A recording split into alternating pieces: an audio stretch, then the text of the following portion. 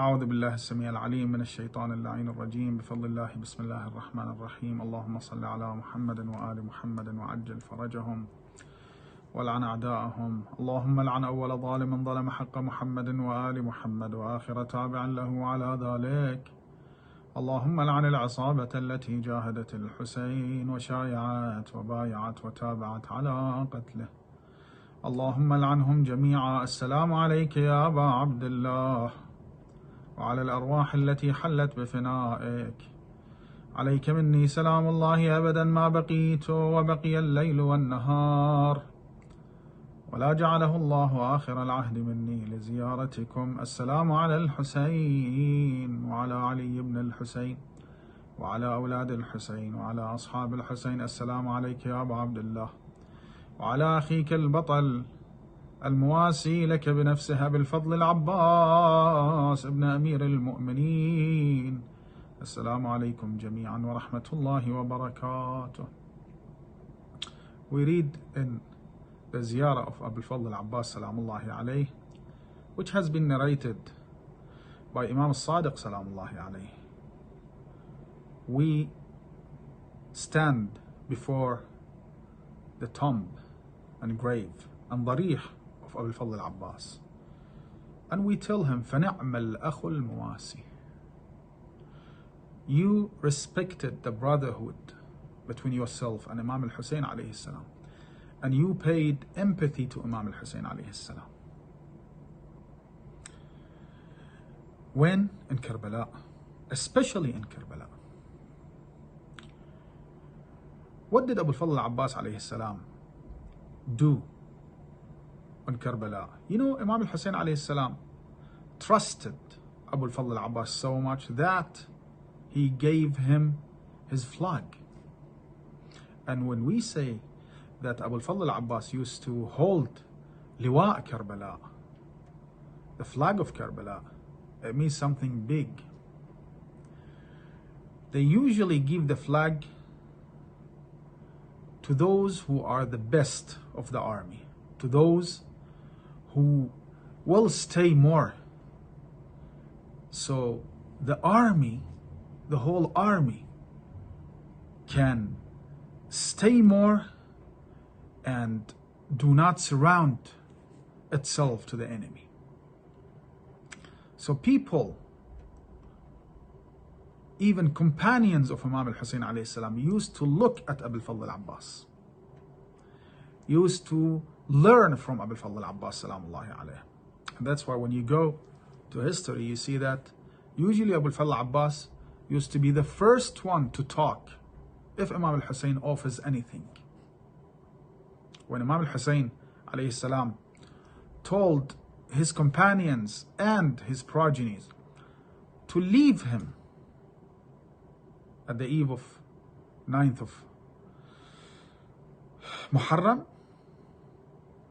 he told them, you can leave because we won't be able to win this battle.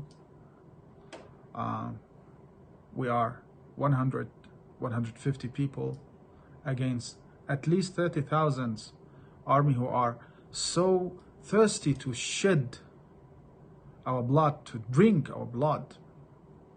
So if you want to leave, you can leave. Abu al-Fadl al-Abbas was the first one to stand up and tell Imam al-Hussein, abandoning you to do what after you? To go back to our homes and rest there?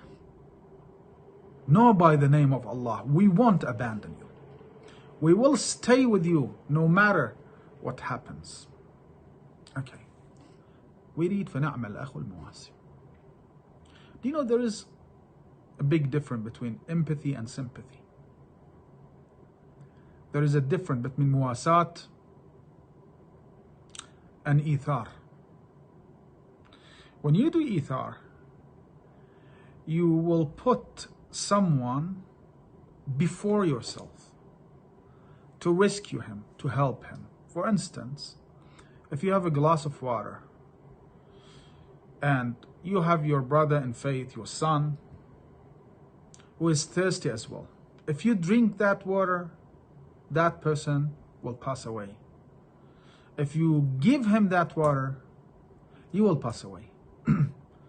If you put that person before yourself, it's called ithar. And it's very good.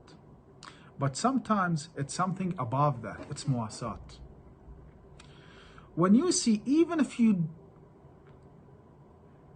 don't drink the water, you won't be able to save that person.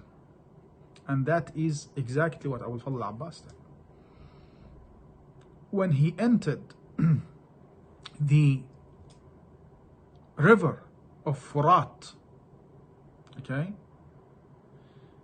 he wanted to drink some water. Then he remembered that his brother Imam al-Hussein, his Imam,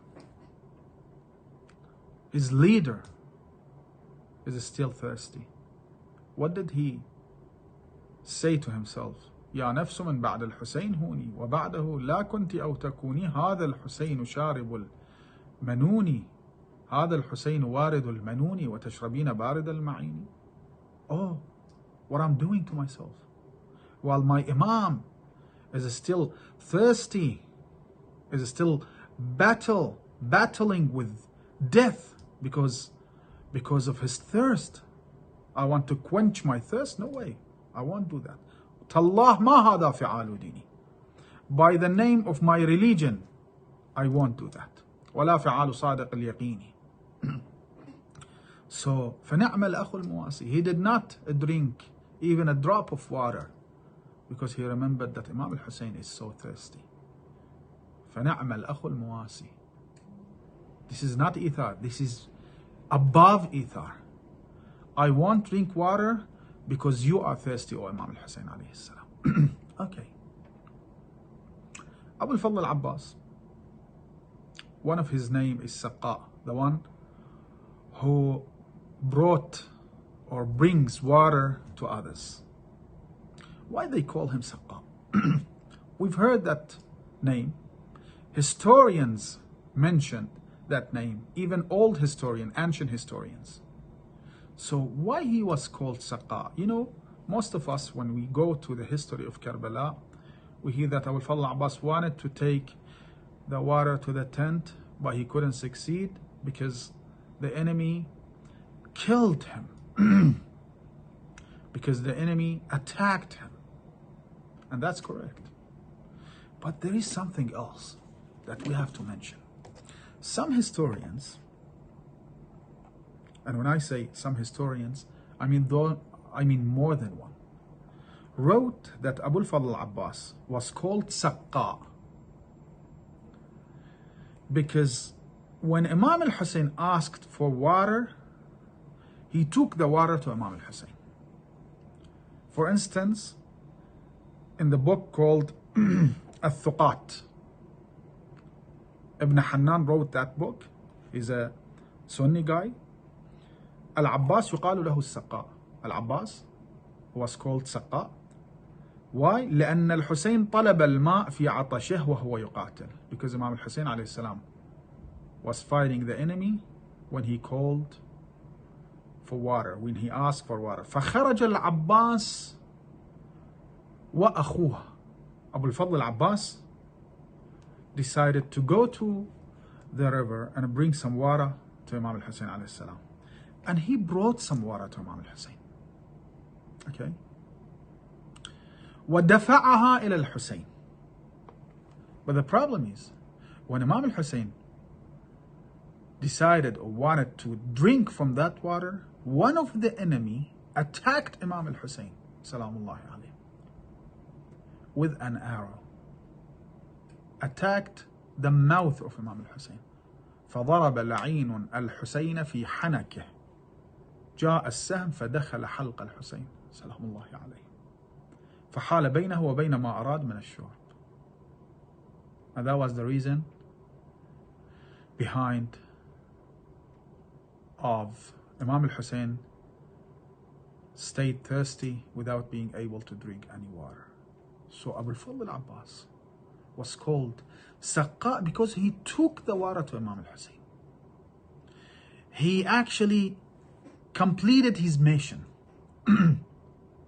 He took the water, but the enemy did not allow Imam al-Hussein to drink any drop of that water.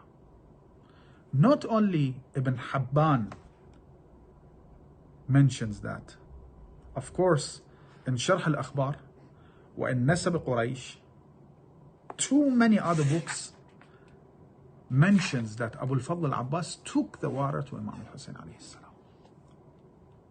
And that's why he was called Safqa. And that's something very important. You know, the enemies of Allah, the enemies of Imam al-Hussein, put all of their effort to ban Imam al-Hussein's and his Imam al-Hussein's camp, Imam al-Hussein's army from reaching the water. Yet we see that Abu al-Fadl al-Abbas reached the water, took the water, and even took the water to Imam al-Hussein alayhi salam. But Imam al-Hussein was killed while he was thirsty because the enemy attacked Imam al-Hussein. So look at Abu al-Fadl al-Abbas. Abu al-Fadl al-Abbas is so huge.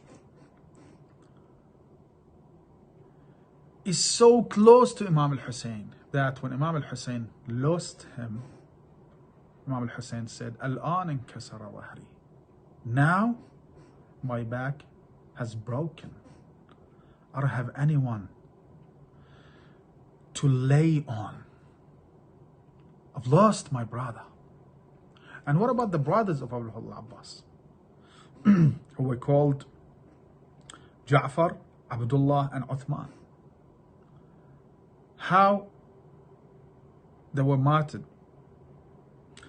Also we have a book called Al-Akhbar al-Tawal. It's a Sunni famous book as well.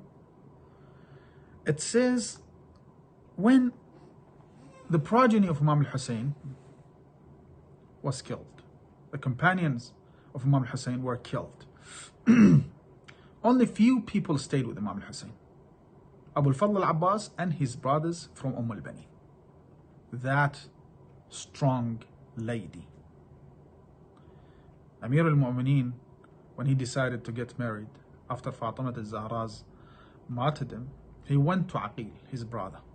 He told him, look for a woman for me that she is from a man's lineage. أولدتها الفحولة من العرب. Aqil was so surprised because usually people won't look for the bravery of a woman, of a lady, if they want to get married to her. So he asked Imam Amir al-Mu'mineen, why? What do you want to do with her? He said and replied that I want to marry her because I want a brave son from her who is inheriting the bravery not only from his father's side but also from his mother's side. And Aqil then told Amir al-Mu'mineen, go and marry Fatima al-Kilabiyya al-Bani. And he did. And he brought 4 boys for Amir al-Mu'mineen: Al-Abbas, Ja'far, Abdullah, and Uthman. When everyone was killed, Abu al-Fadl al-Abbas stayed with Imam al-Hussein with his 3 brothers. It was then when the war against Imam al-Hussein's himself started. They attacked Imam al-Hussein, the enemy. And Imam al-Hussein attacked them. So Imam al-Hussein, Abu al-Fadl al-Abbas, Ja'far, Uthman, and Abdullah. It was then when Abu al-Fadl al-Abbas told his brother or his brothers, go and protect your Imam al-Hussein while he was fighting against the enemy. Go and protect him. Look at what Al-Akhbar al-Tawal states. لما رأى ذلك العباس وابن علي عليه السلام قال لإخوته. When Abu al-Fadl al-Abbas saw how the enemy are attacking Imam al-Hussein عليه السلام stand, قال لإخوته عبد الله وجعفر وعثمان بن علي عليه السلام, okay, تقدموا بنفسي أنتم. Stay before Imam al-Hussein. فحاموا عن سيدكم حتى تموتوا دونه. Protect your master till you die before him. فتقدموا جميعا. Everyone, all of them, 3 of them, stood before Imam al-Hussein عليه السلام. فصاروا أمام الحسين يقونه بوجوههم ونحورهم. They stayed in front of Imam al-Hussein, they fought in front of Imam al-Hussein, and they were taking their chest and neck as shield for Imam al-Hussein. In other words, the enemy used to attack Imam al-Hussein with arrows and spears, and they used to take those spears and arrows by their chests and their necks till they got so weak, and one of the enemy called Hadrami attacked 2 of them while they were so weak and killed them. And the last one, I believe it was Uthman ibn Ali salamullahi alayh, was shot by an arrow in his neck and he was killed. So the battle started against Imam al-Hussein. I'm not talking about his companions or his progeny, against Imam al-Hussein himself. After Ali al-Akbar and al-Qasim passed away, after his companions passed away, so the battle started against Imam al-Hussein alayhi salam, and those 3 brothers were killed protecting their master Imam al-Hussein alayhi salam, defending him, putting themselves as shield for Imam al-Hussein, taking all the spears and arrows so they can protect Imam al-Hussein alayhi salam. It was then when they were killed. What about Abu Fadl Abbas salamullahi alayhi? How he was killed? He was fighting against the enemy, he and Imam al-Hussein. It was then when he took the water for Imam al-Hussein salamullahi alayhi, and he succeeded in that. But apparently he went back again to take the water for the progeny of Imam al-Hussein, or probably he had the water for the progeny of Imam al-Hussein. It was then when the enemy started to shower Abu Fadl al-Abbas with their arrows. And of course, an arrow hit the eye of Abu Fadl al-Abbas. Another one hit the chest of Abu Fadl al-Abbas. And then Hakim ibn Tufail, la'natullahi alayh, cut off the hand of Abu Fadl al-Abbas. Ruhi lahu al-fida. And in every step, Abu Fadl al-Abbas used to say a poem, Wallahi an qata'tumu yamini, inni uhami abadan an dini, wa an imam sadiq al-yaqini. By the name of Allah, I swear by Allah subhanahu wa ta'ala, if you cut off my hand, my right hand, I will defend my religion. وعن إمام صادق يقيني. Do you know what is my religion? My Imam is my religion.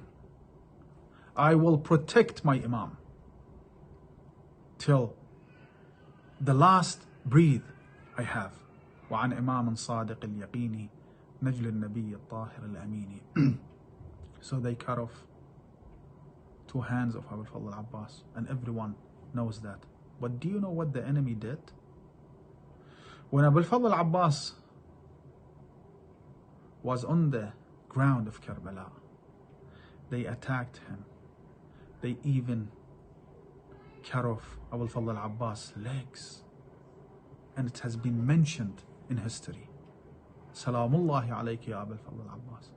Just imagine when Imam al-Hussein went to the body of Abu Fadl al-Abbas, what he saw. He saw Abu Fadl al-Abbas with a broken head. He saw Abu Fadl al-Abbas with 1 eye. He saw Abu Fadl al-Abbas who was showered by arrows, with no hands and no legs. What Imam al-Hussein said, Al-an inkasara dhahri, now my back has been broken. Assalamu alayka ya Abu Fadl al-Abbas, ayyuha al-muwasi لأبي عبد الله الحسين روحي لك الفداء. السلام على الحسين المظلوم الشهيد الغريب العطشان. السلام عليكم يا آل بيت رسول الله جميعا ورحمة الله وبركاته. هذا والسلام عليكم ورحمة الله وبركاته.